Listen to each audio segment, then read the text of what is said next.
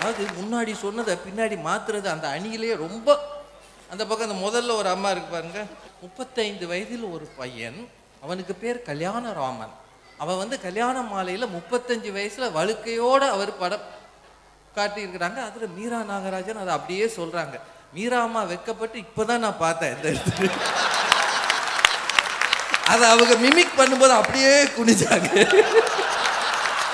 அதெல்லாம் சரி. உடனே அவங்க சொன்னாங்க பாருங்க, 35 வயதுல அந்த அனௌன்ஸ்மெண்ட் வந்த கொஞ்ச நேரத்துல 150 கால்ஸ் வந்தது இல்ல. அதே 35 வயசு பையன் மதுரையில சும்மா சுத்தி இருக்கிறான்னா 150 கால் வருமாக்கும், மிஸ்டு கால் கூட வராது.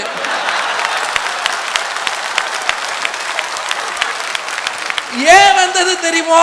35 வயசானாலும் அவன் கத்தர்ல இருக்கா, ரியால்ல சம்பாதிக்கிறான். அவங்க சொல்றாங்க, அவளை வாழ்க்கையை பாலைவனமாக்கும் அதிகாரத்தை யார் தந்தது? 150 பேர்ல அவன் ஒன்னதான் செலக்ட் பண்ணியிருக்கிறான். 150 பேர் விரும்பினார்கள் அதிகாரத்தை தருவதற்கு. சும்மா பேசப்படாது. ஆம்பளைன்னா சாதாரணமா பேசிடுவோம். இதுக்கு தான் நான் சொன்னேன்,